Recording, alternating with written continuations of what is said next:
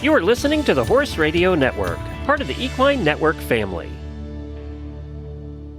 The Paris Olympics have come and gone, and gosh, what a whirlwind. We're hitting all the highlights, which of course includes Snoop Dogg and a shadbelly. This week, we're also digging into how safety standards in equestrian sport continue to evolve. Thanks for tuning in. From Heels Down Mag, a podcast where horse pros chat about what's happening in the horse world over drinks. Welcome to Happy Hour. I'm Justine Griffin. I'm Jessica Payne. And I'm Ellie Woznicka. Welcome to episode 127 of Heels Down Happy Hour. Hey guys. everybody. Hello, How's hello. it going? It's What? going. How's the hurricane down there? Oh, we survived, but boy, for August is generally like the height of the season for us. Like it's like Super Bowl time. Like if we're going to get a big one, it's this month. And this was our first one. And it was a tropical storm when it hit us. And luckily for us, it moved up the coast and hit northern Florida. But it was gnarly. I'm not going to lie. We got a lot of rain. There's a ton of flooding. And it just continues to show kind of sadly and scarily how unprepared we can be for these weather events, Yeah, It but is I liked hitting your us video. now. Is it? No. Yeah. It's just starting. We're just getting the rain starting. And we're not Mhm. supposed to be too bad. I think we're just going to be washed out and not riding Yeah. for the next couple days. But Exactly. it's not bad. So Yeah, the we sun's just have rain right now. But okay. Okay, I- good. I loved your video of Mikey with his run-in standing out in the pouring rain. Yeah. He loves it. It's been so hot. I'm not, you know what I mean? It's So, it's he's like like, bring on the rain and the wind, bring it on. But honestly, it's been sunshiny since the storm. It came and went and the sun's back out. So the grass footing is excellent right I now. was gonna say it's probably perfect. Yeah, it's really nice to ride on. So that's the silver lining. So this episode is brought to you by All Things Equestrian. All right, guys, I have a nice, fun summer drink, and I think you'll laugh at the name. What made me pick this drink is because Alex and I are going up to Tryon later this month. Jess, if you guys are around, we're going to the lake house. And Fun. I wanted a fun boat drink, for being out on the lake while we're up there.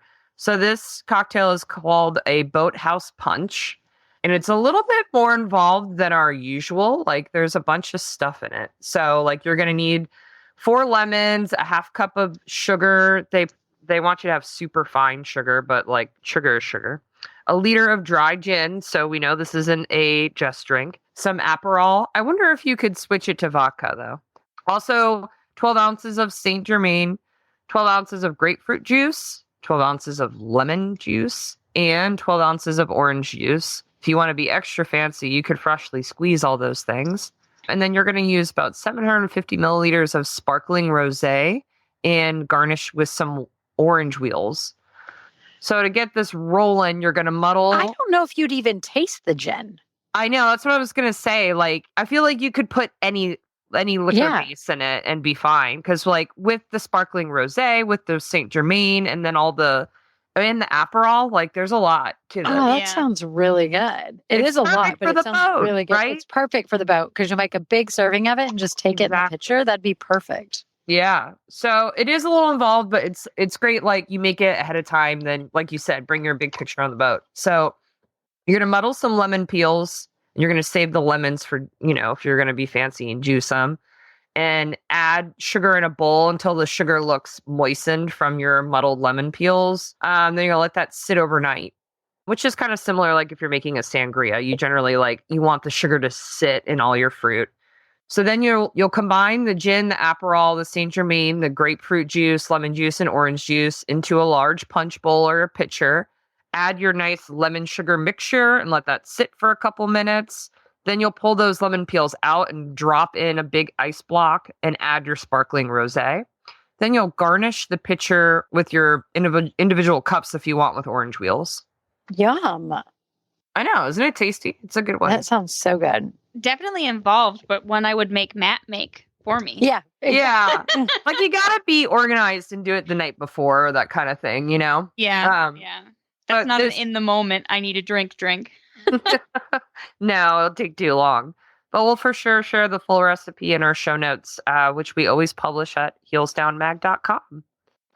All right. Okay, guys. Yeah, I'm I'm exhausted confused. because waking up at 4 o'clock almost was a every lot. morning, it was a lot. I But felt like I had jet lag for 2 weeks trying to watch the Olympics, right? I know. I was like, one morning it'd be 8 o'clock. I'm like, oh, finally I can sleep in. But then, you have to ride the horses. So we'd put it on in the TV down in our lounge. So I'd like half the time. I mean, I watched McLean's round while with my young horse in the tack room nearly. Like his whole head was in the tack room because I was like, I'm not getting on him. I'm not missing this. So Kendall's sitting there holding Icon and he's like between the two of us. But it was so fun to watch. I mean, all the disciplines, to be All of them. honest, I was sucked into all of them. I mean, eventing was like, it was a nail biter finish. And I love that eventing went first because it just really showed off got you started. Versailles. Yeah, and Mhm. it was just beautiful. You got to see something new every day, and it was awesome. And It was I felt- amazing. it felt like a very safe course too. I love Yep. to see that most people finished. All the horses came back in good condition, which is always what you want. I thought Paris did an amazing job with like the screening and everything else and the layout and the course designers and just the whole thing looked so top notch and amazing looking, to be honest. It really did. And how about those French fans? I mean, they were like, Oh. you could hear them through the Okay. TV, Yeah. The one French guy, I'll have to look up his name. Catherine is like she called him like something funny that I can't even like remember, but I'll have to look up his name. He was amazing. He was so entertaining. Kareem, that's what his name was. The French guy on his cross country course, the crowd was so loud. And he would get done like halfway through the course, he'd get done and he started cheering with the crowd. You have to go Aw. back and watch it. It was one of the best performances of like, he truly was so thrilled and excited. And I mean, he was cheering with the crowd. He'd get done with a big, combination and he'd just be like, yeah, in with the crowd. I mean, he rode well and amazing, but I was so thrilled for him because it's in his home country and Yeah, how cool. it was really, really, really special. It's hard to pick just one moment because, like, I No. love that Japan medaled. I thought that was so Oh, cool. Amazing. Amazing. It was just like, it was I The got Brits chills on my looked arms. unbelievable. Yeah, I mean, it was just very cool. For the dressage, I felt like I met two new riders I've fallen in love with, Becky Moody from Great Britain and Justina, the rider from Lithuania, who I don't know if you saw before the Olympics. Her videos were starting to go viral of her doing like Grand Prix level work, like bareback in a halter with her lovely horse. my Yes, I had gosh. seen those videos. I was Okay, here but for that. can we hire Martha Stewart and Snoop Dogg to be the Oh my commentators? God. I know, I'm right? serious. I think that literally somebody's got to get them to be the commentators, especially for the dressage. I mean, Martha Stewart she rides as well. And Yeah, I know. I was it was impressed. super impressive. Like, honestly, I thought they knocked it out of the park and they should be like official commentators because they were amazing. Isn't she into Frisians? I feel like. Yes. Yes. Well, I told you guys, right, that I got in trouble one time because I was riding in her backyard. I was on the Bedford Pace and I was jumping around. She has these beautiful like hedges in this like nice like backyard, like kind of like flat, nice manicured like cross country area. Oh my goodness. And we were doing the Bedford Pace and we were supposed to go around her backyard, but I went through it. Through and it. I got in trouble. So Oops. sorry, Martha. Oops. But it was fun. And the show jumping was so exciting. Like the team final and then also The individual. final was It was amazing. Those the individual courses? final. I mean, I feel so bad. I cannot believe Hendrik von Ickelman on King I Edward know. fell off. I Not was even so at a jump. disappointed. I know. So sad. I mean, the whole thing, like, we're just like, oh my goodness. And like, poor McLean, like, that horse is amazing. That Ilex horse, I love it's Ilex. killer. Of course, Abigail is watching the Olympics and they were all into it. The kids have been watching every sport. Aw. They've been having so much fun. But she started to tell my neighbor that her best friend is riding in the Olympics and that her best friend is Laura Kraut. And I was like, oh, Me too, Abigail. It's my best I friend. mean, she was amazing and we were cheering for her. And I don't know if it's because we were cheering for her so much or whatever, but I don't think she's really ever met Laura Kraut. But she is like now saying that, her best friend's at the Olympics. And I'm like, oh, okay. I don't know what to tell you about that. That's so cute. So Yeah. yeah, Abigail's best friend did really well at the Olympics, though. Just Oh my FYI. gosh. No, they were great. And so was Carl Cook to like come out of reserve and just like put in 3 clear rounds. Incredible. I Yeah. felt so bad for him on the last day, just a little mistake. And I know but he rode great. The horse jumped amazing. And I really hope he's still thrilled with his performance over the whole weekend because he truly was an amazing team player and really brought, the best forward. Still going home with a team medal. That's huge. Exactly. Exactly. So, I mean, it was amazing. Yeah. My thing was the courses were just, Yeah. I mean, They I were don't even big. think like watching them, like, so my friend was actually there in the stands and he was sending me like Snapchat videos and he was actually kind of like right on the turn where Von Eckermann fell off of King Edward. And that turn was so much tighter than it looked on TV. Like, I had no idea. I was like, for me watching it, I was like, wow, that was just like a miscommunication on which way they were going to go. But it comes up so much fast. so fast. What They were scares me. It was a true championship course. a Those true oxers championship. were enormous. They They were were like, huge. Gosh. The Doug and I were like, Yeah. when Doug and I were saying when we think it's big watching it, it means it's just absolutely like terrifying. Yeah, imagine big. walking that. I mean, because like normally it doesn't look as big online, or when you're watching it on the TV. And we watch a lot of jumpers, like jumping classes. And we were like, oh my God, like is really, really big. And every day we kept being like, I think it's bigger. So, Yeah. I mean, really good on them. They had some amazing performances with everybody. Absolutely. And I hadn't watched her before, but I really liked Kim Emmen from the Netherlands and that Imagine horse. I thought she had some really great runs too. She did. And she was another traveling reserve who got pulled up, I think. It was she had a really great show for sure. Yeah, I liked her too. So I feel like we can't talk about the Olympics without, it's been an interesting conversation online in that equestrian sports have sort of under the microscope, I would say, of the public eye after the Charlotte Dujardin video that came out before the Olympics, but also just welfare concerns in general. I feel like there's a lot of misinformation and disinformation you have to sift through on this conversation. People come at it from very strong viewpoints all over the gamut. And you've seen the FEI scrambling to respond to a lot of various claims. But it, as someone who is involved in the sport in this way, through the podcast and through some equestrian media and just being a horse lover, right? But never going to compete at the Olympic Games, it makes me worried. Like it gives me It's really palpitations, that you don't want to not see equestrian sports in the Olympic Games one day. And I'm hoping that we as a community who love horses can find a way to have these conversations in a civil and productive way that isn't just pointing fingers at some people without trying to address the entire community, right?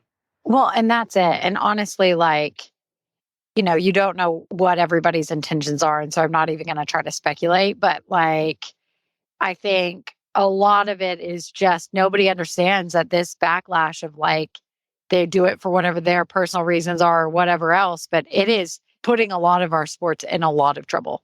Yeah. And, I don't think people understand that, like, I'm not saying any of the videos are great or not bad or any of that or all the situations, but at some point, it is a lot. And so I think we have to be very careful because one little video or one little thing can turn into a lot.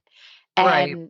you don't want all of the up and coming, it's going to affect not the people right now. It's going to affect like a lot of up and comings when the Olympics aren't in a lot of the sports. Like it's already time consuming Exactly. and expensive and everything else to hold the equestrian events at the Olympics. And so adding fuel to anybody's fire is not at all what we need. I just, I don't think there's any person who makes it to the Olympic Games that doesn't love their horses. And those horses are cared for impeccably, that I just think there's so much that we don't get to see that's not broadcast, but, on NBC, that goes into these people's journeys to get there and how those horses are brought up through their training. I think context is a really important piece to this, that everyone needs to be open to having a conversation and listening to one another and understanding the stories behind what they see. I think I'm always I get my stomach churns in knots when I see people taking screenshots and trying to create a narrative around this one very specific thing, right? Because I just feel like everything should be a conversation, what we're seeing. But I don't, again, I don't work for the FEI or the IOC. I don't know that it's a hard job right now, and I worry, and I do think that the sport needs to be open to change for sure, and the horses should always come first. But it is a difficult time, and I hate for it to take the wind out of the sails of all the good riding and all the incredible stories we gotten to witness at the Olympic Games this year. Yeah. I mean, and I'd be lying, honestly, if I said that it didn't kind of make the Olympics less fun for me, because I was thinking about, oh, crap, someone's going to see that 1 second and they're going to write something nasty. Especially watching the dressage a lot during the dressage, it made me not be able to enjoy these freestyles with these riders who, have worked so hard with these horses to get here, and more just speculate on how non-equestrians are going to view this, because it affects even people like me who go to just local shows, and it affects us even in a very small, not top level area as horse owners. And I even saw something that was people being upset about the riders that chose to retire in the individual. And I'm like, why would you be upset that they are actually putting their horses' welfare first? Because it's always turned, and that's the problem. You're never gonna please everybody. You can't please everybody, exactly. And it's just frustrating. I will never get mad at a rider for choosing to end on a good note. There was one rider that knocked down a few rails, took one good jump, and then retired. And I'm like, that's exactly what personally I feel like some of the other riders with a lot of penalties should have done. Ended their ride on a positive note for them and their horse, and then just gotten out of there, because some of those horses were tired. I mean, those were big jumps. I can't imagine, that's a lot. So. Oh, yeah. Absolutely. So I guess we'll see what comes next, but I am very excited to think of having the Olympic Games in horse sports on our home turf in LA in 2028. That's going to be a blast. I'm excited. Will you go watch, Justine? I'd love to. I would hope so. We'll see. We'll see what the world looks like in 4 years. I mean, Doug and I said the same thing, though. We were like, we would love to be able to go out there. Yeah, definitely. Looking to add a pop of color to your riding wardrobe? All Things Equestrian offers the most unique and comfortable sun shirts available for both Western and English riders. Made with high-quality, soft and light fabric, All Things Equestrian shirts offer SPF 30 protection and hold up to long days in the saddle. Stand out in the arena with some style, courtesy of All Things Equestrian. See for yourself at allthingsequestrian.com. And don't miss out. We are giving away a sun shirt of your choosing to one lucky happy hour listener. Head over to our Instagram page to get all of the details, but come ready to share your favorite cocktail recipe with us. Cheers. All right, guys. So we all got some goodies this month from our friend Melanie at Zero Proof Horse Treats, but the plot twist is they're not horse treats. They're treats for our dogs and our cats. So naturally, Ellie got the cat treats. Of course.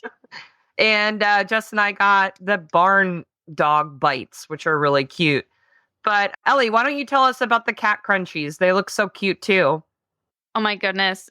First of all, I just love this company, and the packaging and everything is just so fun. But my barn cat loves these. So he, it's summertime. So he's been doing a lot of things like bringing me snakes and things. And I'm just like, please don't do that. Look, why don't you stay in the barn and not go out and get snakes? Here's some treats. And he's just been loving them. Like I keep them in like my smart pack drawer. And every time he's like a horse now, when I open the smart pack drawer, he comes running into the grain room, even when he's like nowhere to be found. I'm like, oh, great. It's just like the horse's nicker when I open the grain room. And now the barn cat comes running in when he hears the smart pack drawer. That's amazing. What about you guys? You guys get the dog bites? We got the dog. My kids had so much fun with these. It was the cutest thing. They opened them. They gave all the dogs, Clementine, Sadie. I think they actually gave the cats a couple of them. I'm not sure if they ate them, but they had so much fun. Yeah, the the bites, they're so cute. They're like a soft and chewy treat. Because I have like my older dog, my geriatric old lady, Josie, is like, she does not want a biscuit type treat. You know, like she's just like, I'm too old for that. I'm going to eat only what I want. And she likes these because they're soft. And the flavor is chicken pot pie, which I thought was really cute. And actually, that's cute. If you smell it, it smells like a chicken pot pie. So that's with all their treats. Like even the horse ones, they smell like what they're supposed to be. Right. The ingredients are high quality. So it's all, you know, like totally true ingredients. Like you're going to get real chicken, rolled oats, sweet potato, parsley in there. So my dogs really love these treats. They're a great size. I have small dogs, so that's something that I'm always mindful of is, you know, when you get a bag of treats and they're huge and I have to crumble them up. These are really great sizes for dogs. And the bag lasts a long time. It's really a nice treat for your dog. And it's very affordable. It's like $14.99 for a bag of treats, which I think is great. I'm not a cat person, so I didn't know cat treats were like a thing because cats don't strike me as the type of cat that are like, you know, want a treat. But okay, I'm pretty sure hers. Yeah. Allow me to educate because so even he was my cat, but he became my mom's cat when I went to college because he didn't want to live with me anymore. He loved my mom more. But anyway, I literally trained him to like sit and like stand up on his back legs. Cats will do lots of things for treats, roll over and things like that. So I have trained not my cats are delinquents, but I call them house trolls.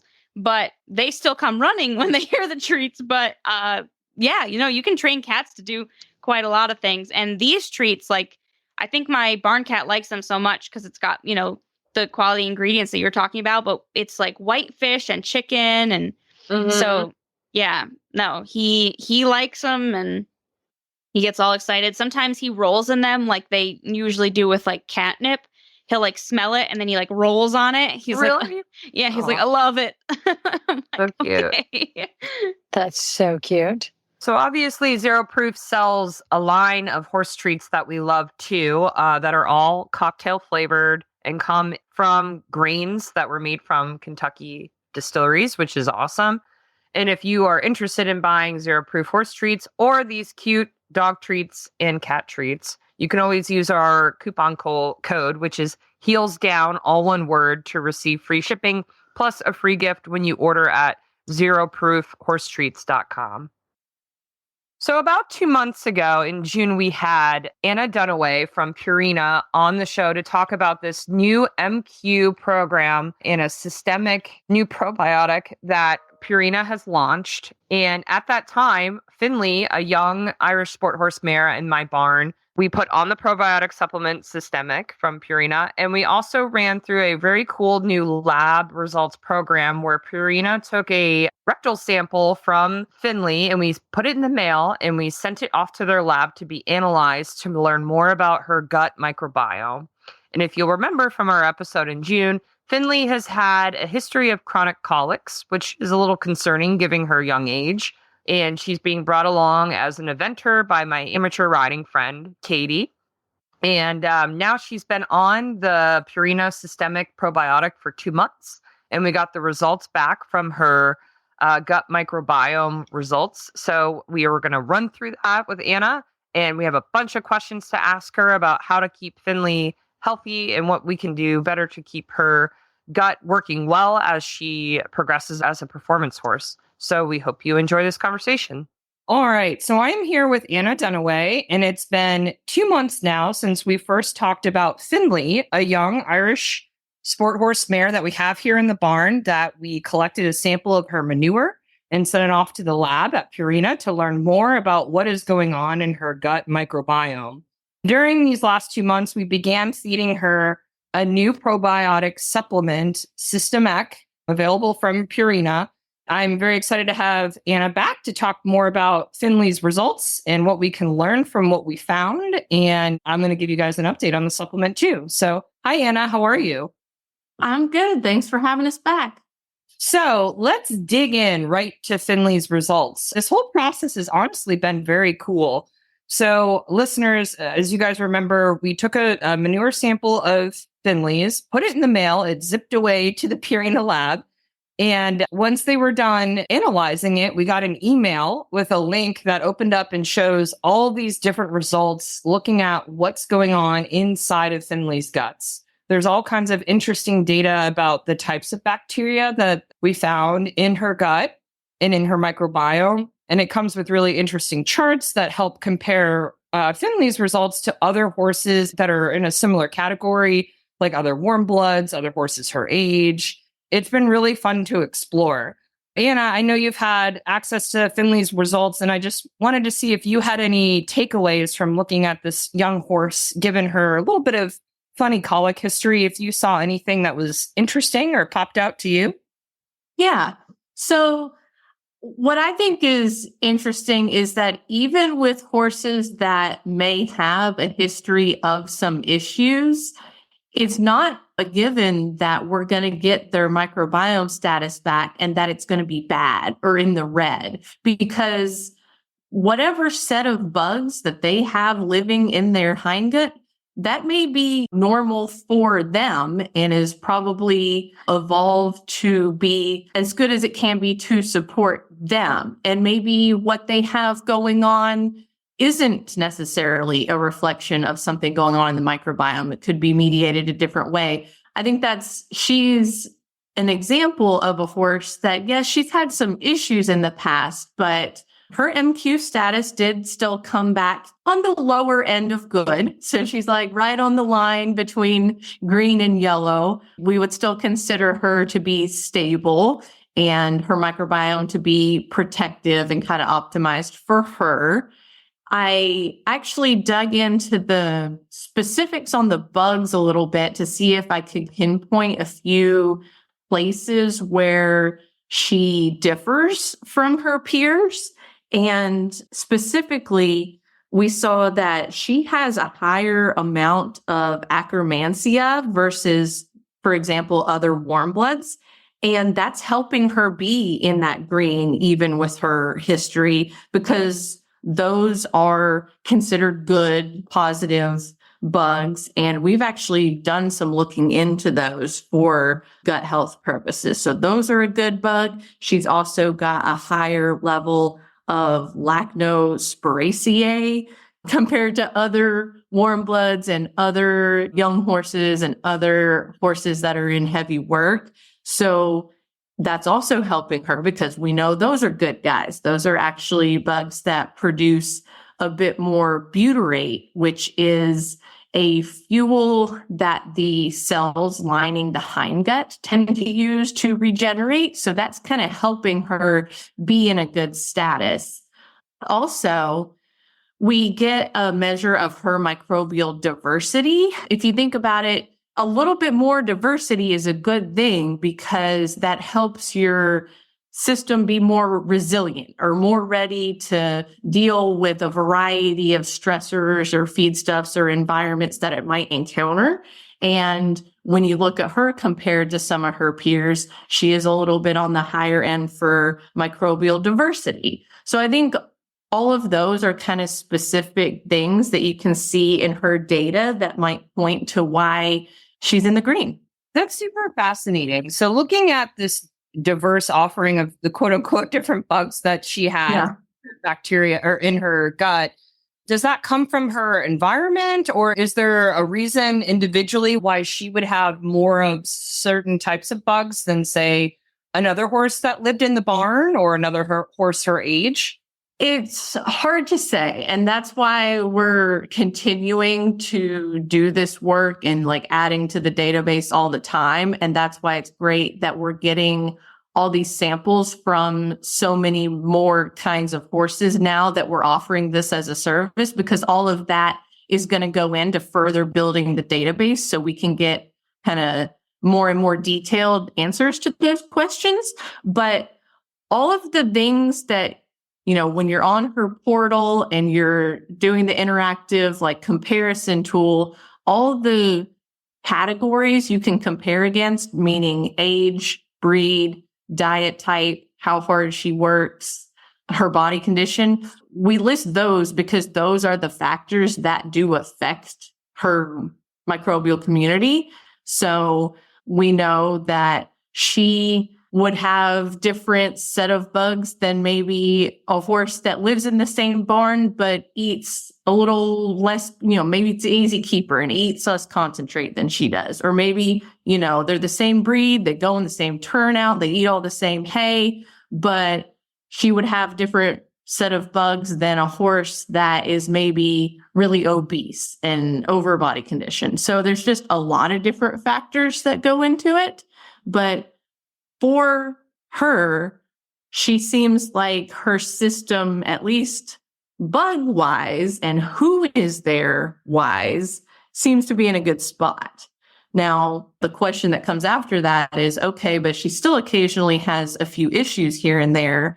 And then that's what we try to work on through the diet. But maybe it's not necessarily that we can point to a certain bug. It's like, aha, this is the culprit. She has too much of a bad bug and we're going to fix that. And that's going to fix her, you know, every few month GI upset. You know, we're not quite there yet. Gotcha. Interesting. So yeah, she is a little bit of a funny bird in that she has frequent, mostly low grade colics, and actually has had one episode since we've run this test and put her on the probiotic supplement.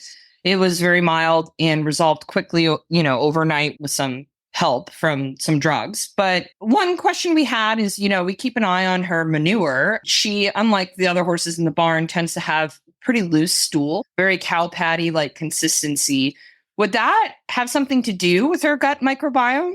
Potentially, yeah. And my usual, without even thinking about the microbiome or the test or anything like that, like historically, my first thought on a horse like that is, I wonder about her ability to digest her long stem hay well. Like, I'd like to try her on some different hay. I'd like to play with that aspect of her diet some more.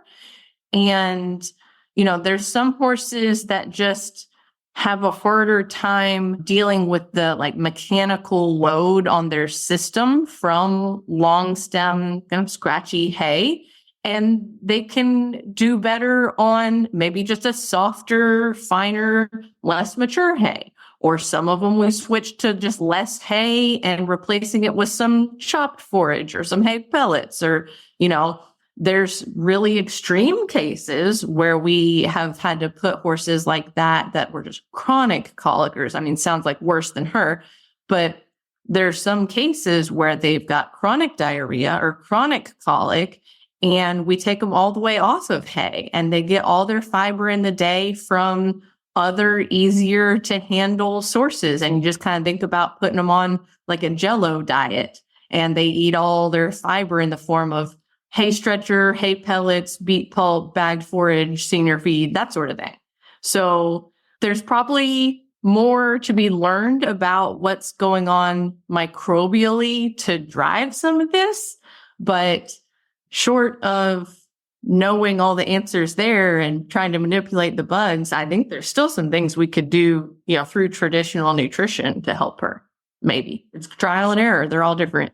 Exactly. And that leads me to my next question. Her owner has been considering if it's time to switch up her feed routine. She eats a senior feed right now that is, you know, low in sugar and starch, high fat, relatively high protein. But a feed that she's been considering switching to is Purina Ultium, which supports the horse in heavier work, but also has the benefits of something like Outlast.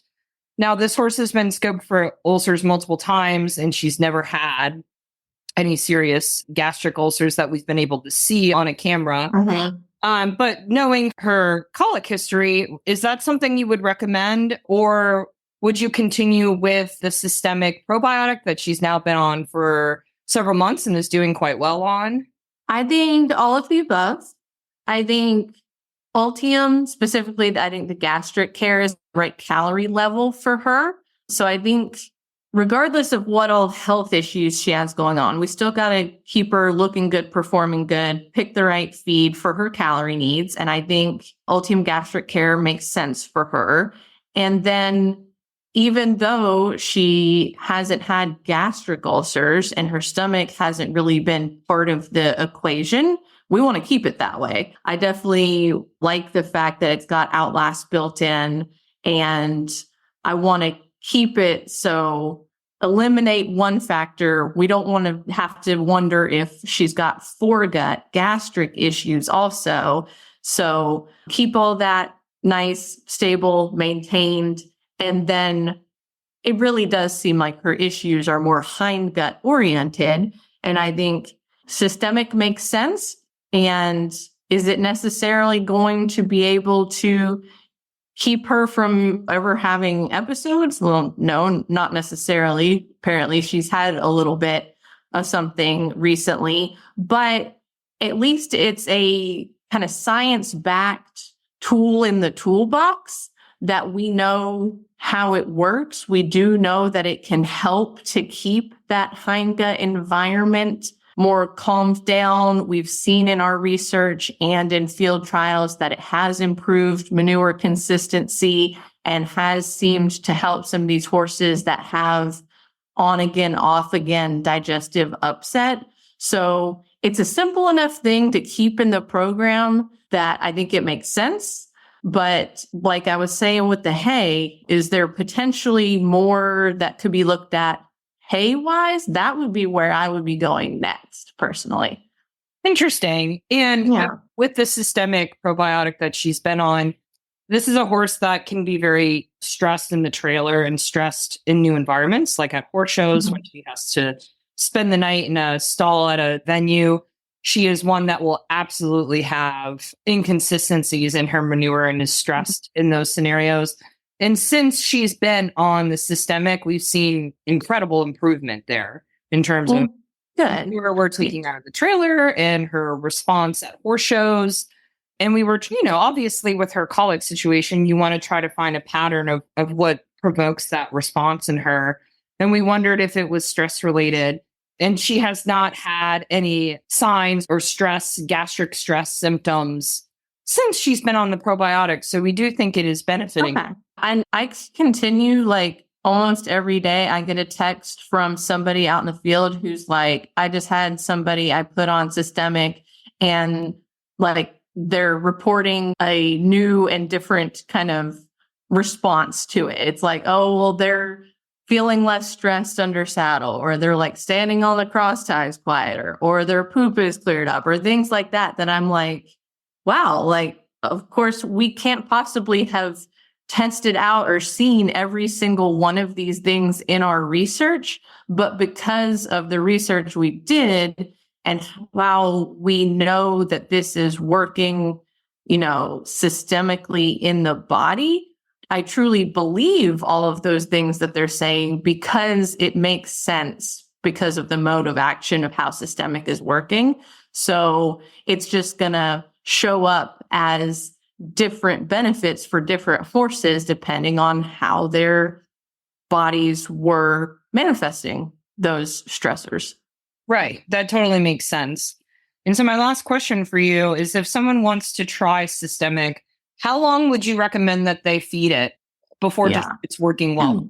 Yeah. So a canister is 30 days supply. I would definitely start with at least that. If I've got a horse with some issues that I really, I want to give it the good college try to see if we can clear something up or see a difference, whether it's systemic or anything else, I always really would like to give it 60 days and then try to be really objective. How do I think things have changed over time?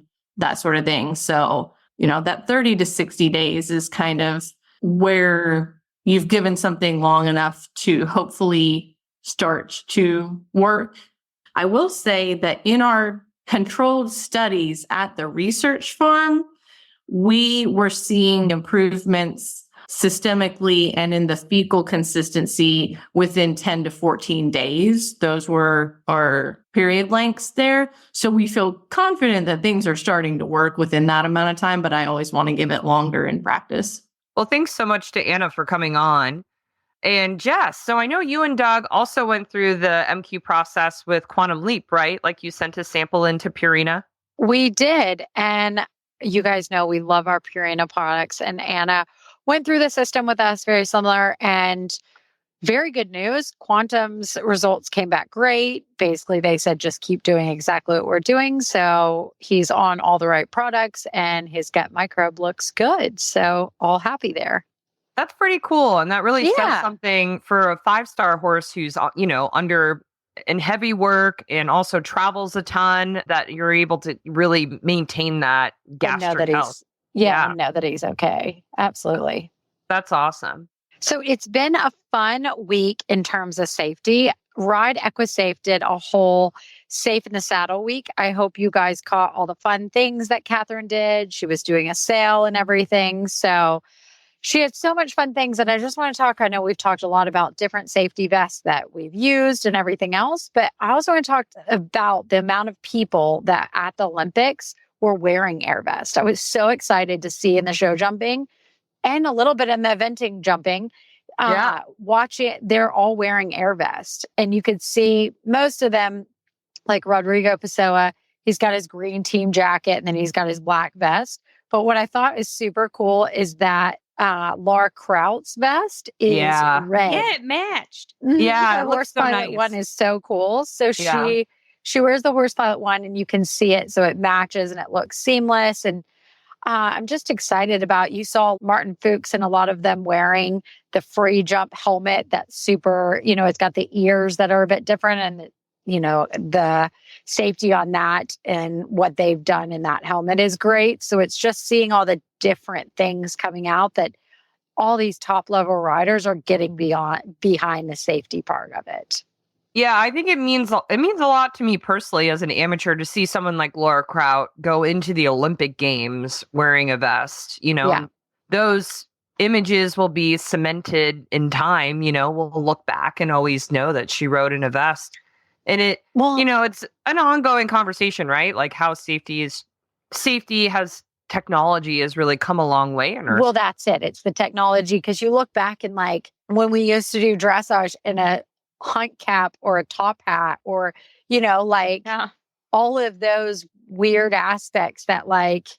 I never think about not getting on my horse without a helmet. Whereas that was that was the norm for so long. That was the norm. You never flatted with a helmet on, And so I'm so glad that everybody's kind of gotten behind the safety, and you see a lot of these kids, young riders, JJ Tate won gold and he's wearing a vest. Jimmy Toronto, it's Jimmy Toronto's son. Yeah. They're all just so big into having all these kids wear air vests. And I was talking the other day, and we don't require it. I know there are certain barns that do.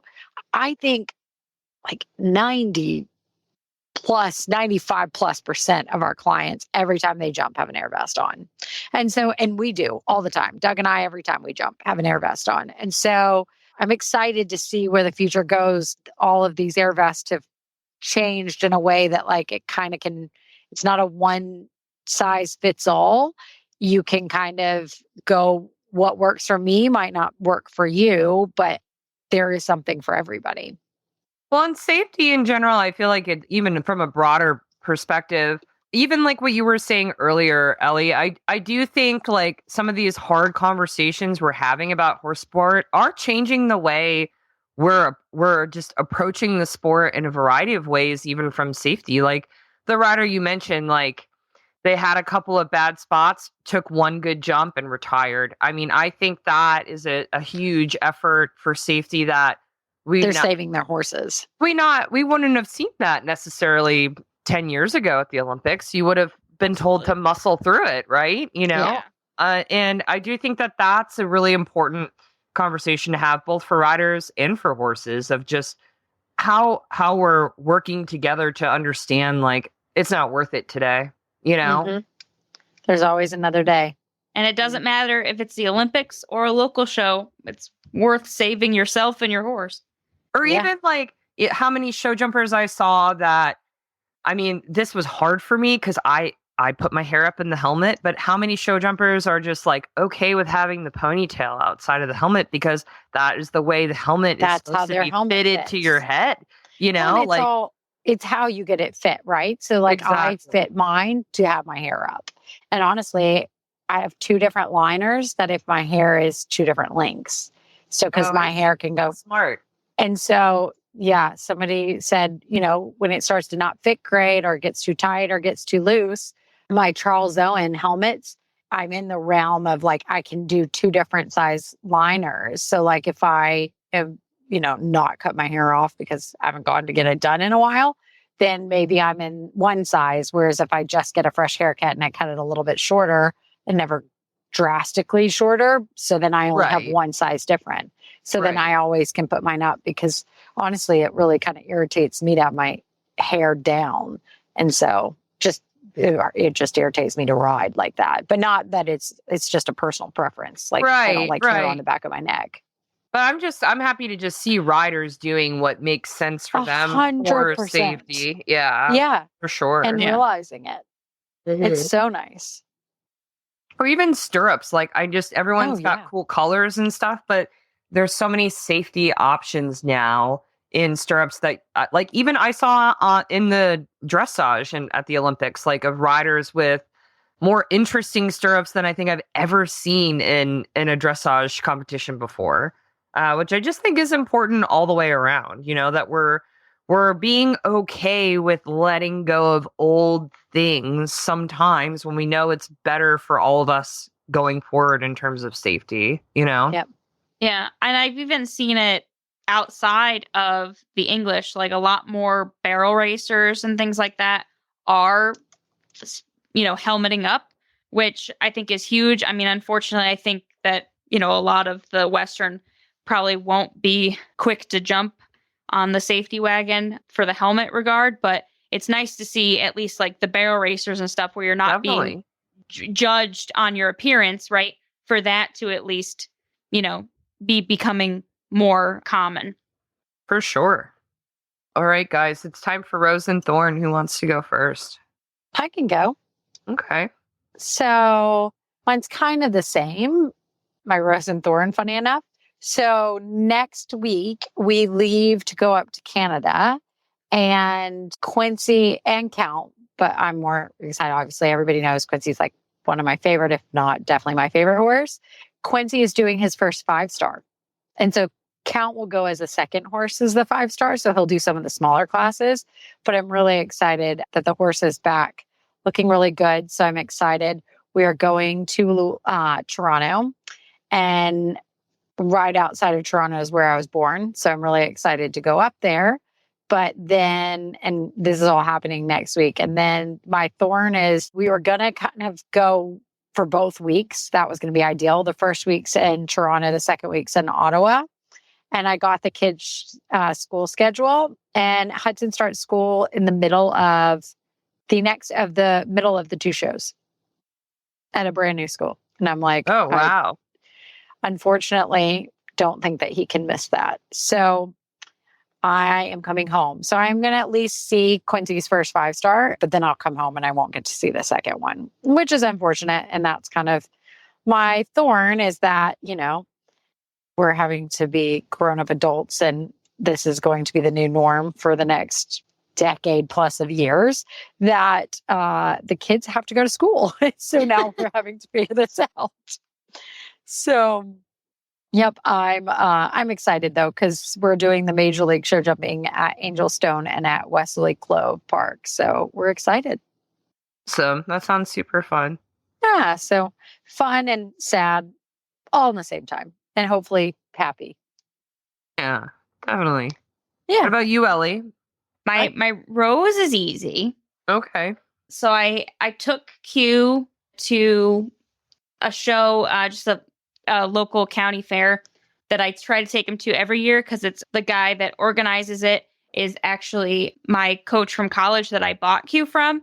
So I, broke Q in college, and then I said, "Hey, are you going to sell him? Because I want him." And I took him. So it was fun because I got to see Harry, and Q was phenomenal. And I think I rode him 5 times since the Buck Brannaman Clinic last. Oh my goodness. Aw. So I mean, definitely my back cinch, I had to drop it a couple holes. He was a little chubby, but he did not take a foot out of place. He was like doo doo doo doo. So it's just nice to I'm like, man, I gotta put more. Once the weather gets not hot, I want to put more, time and effort into getting him even more finished, because he's one of those horses that is just so chill and gentle that it's like, if I actually finished you nicely, you could be so successful, but also who cares about the pressure? I like having a horse that I can just take on a trail ride and not ever have to worry about when the last time I swung my leg over him was. That's pretty awesome. Yeah. So he is my rose. Going to the show for him, he made me like $30 at the show, which I mean covered, part of my gas to get there. But, still he is a money earner because he did earn money. But my thorn, however, is that it's the time where those really big horseflies are coming out. The ones that are the size of my freaking palm. And it's been bad. I've been having to bring the horses in at 5:20 in the morning because they just start losing their minds. And I've tried every feed through fly thing. I have the expensive horsefly traps. I do the fly predators. And it's just nothing defeats these massive horseflies. But I will say that Q actually, it's like a stop, drop, and roll technique, which usually the rest of them just start booking it, run as fast as they can, right? But Q has been doing this thing where he bucks 4 times, and then he literally just stops and rolls.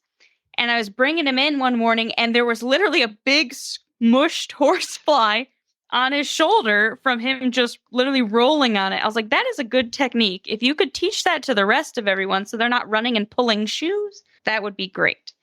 So unfortunately, yeah, horseflies are definitely my thorn. I hear you. This summer sucks. There's just, they're all over the place. It's hot and it never got cold enough this winter. So the flies never died off. So yeah, it's horrible. I'm not looking forward to tick season by any means. Yep, I hear you. What about you, Justine? Great question. My rose is that it's August, which means Mikey is almost done with his coffin bone fracture rest. We're within weeks of going back to work, which is great. And I'm excited and things are looking good on the scans. But my thorn is that I've been riding several other horses, just, keep me in the tack, keep me sharp. But my thorn is that it's going to be time to rodeo Michael again, and good thing I'm not in the Olympic dressage, man, because the keyboard warriors would come for me because he's going to be wild. He always is. And I'm just trying to hang on, man. But he's in a snaffle with no flash nose bands. So it's just who he is. I've known him his whole life. It's just, this is how this horse goes. When, it's like Laura Collette bringing London 52 back into work. Oh, that is the best video. He's just excited. He's just that type of ride. And I just have to let it, I just got to roll with it until it gets better. It's just how it goes. I am hoping that since this has only been a couple of months off of work, it won't be as exciting as, coming back from the ligament injury, which was it was 6 months of riding through the Yahoos. But like I've been doing groundwork with him here and there just to like remind him of like, hey, you got to pay attention to me sometimes. And he's already sassy, man. He's so funny. He's like, I don't got to listen to you. I'm like, please, please listen to me. Please, I please. pay all your bills. I'm just asking for 1 hour of your day, please. That's amazing. Too bad I can't bottle up some of Q's whatever and just send it to you. Yeah. Normally this guy, you know, Mikey is a whatever guy, but like since he's been out of work for so long, he's got feral. other things to say now. So I can't blame him. I don't blame him. It's just a long game is the way I see it. Is like we're gonna slowly but surely get back to work. You know, it's still 1,000,000 degrees here, so I'm not in a huge rush. So we'll be doing a little bit more on the ground, and then he'll get another x-ray at the end of the month. And then we'll change his shoe setup. And once the shoes change, I can get on. So I'm excited for that. And then I've got 2 thorns. If you guys can't tell from this episode, I am losing my voice. I've been sick like for a week. It's awful. It's not COVID. I've taken 1,000,000 COVID tests. I think my husband is in a band and his guitarist in the band, like everyone in his band has kids, so they're like constantly sick dealing with because they all have young kids. And I think we got RSV from a child through their parent. No. Because it's like never ending. And, you know, like RSV is not a big deal unless you're old or young, right? Well, I take it back because I'm a 30-something-year adult and I'm dying. This is the sickest I've been in like years. It is crazy. I have been wiped out by RSV. A coworker, I had to go to work, like go into the office the other day. We don't go in the office every day. And they're like, a coworker was joking with me in the elevator and he was like, you sound like RFK Jr. And I was like, what? that is a terrible thing to say to me. I do not have a bear in the trunk of my car, okay? But I'm hoping my voice returns soon. So, but don't get RSV. It's crazy. That's all I have to say. Yeah, I that's didn't awful. know that Alex was in a band. Matt's always trying to start a band. Oh, really? He plays the guitar and he always is trying to like get me to play the drums and stuff. I'm like, why? I'm terrible. Like, that's funny. Yeah. Alex is a drummer. He's like a classically trained jazz drummer. Like he was very serious oh, wow. in his youth. And then now they're in a punk band. So our mailbag this week is from Healy, who posted this in our Facebook group.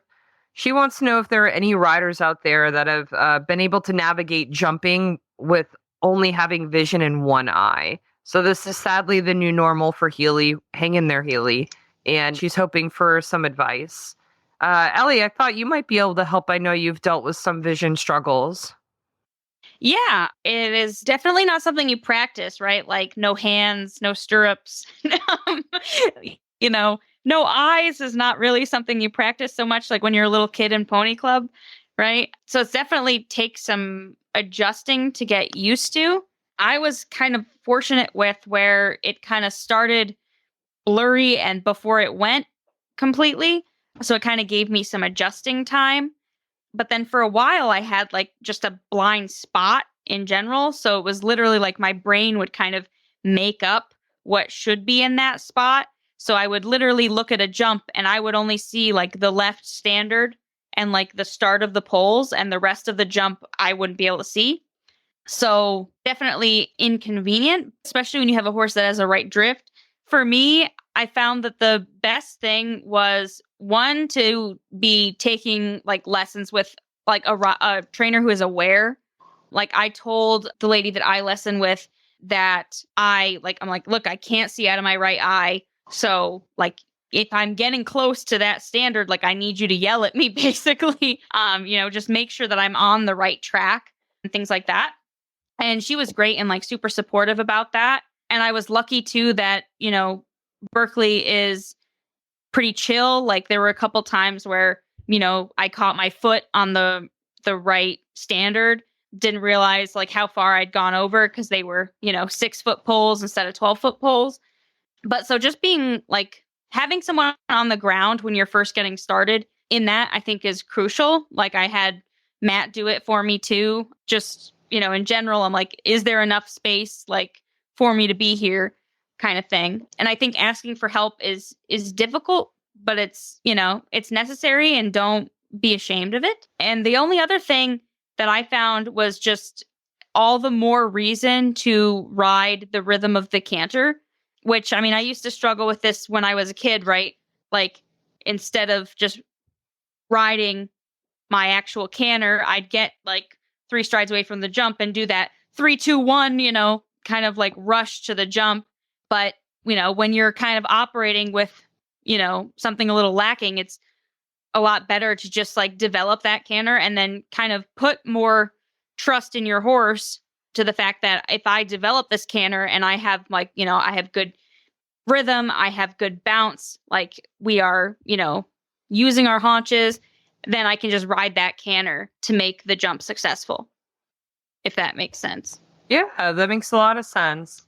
What about you, Jess? Do you have any advice for Healy? So I personally obviously don't, but I know there's a bunch of top riders, or not a bunch, but Laura Collette in particular, I know she can't see out of one eye from what I've understood. So I know it's possible to kind of do it and just know that you're not alone and that there are top level riders. I think she wears certain sunglasses and stuff and certain things like that to kind of help it, because I think she's pretty sensitive.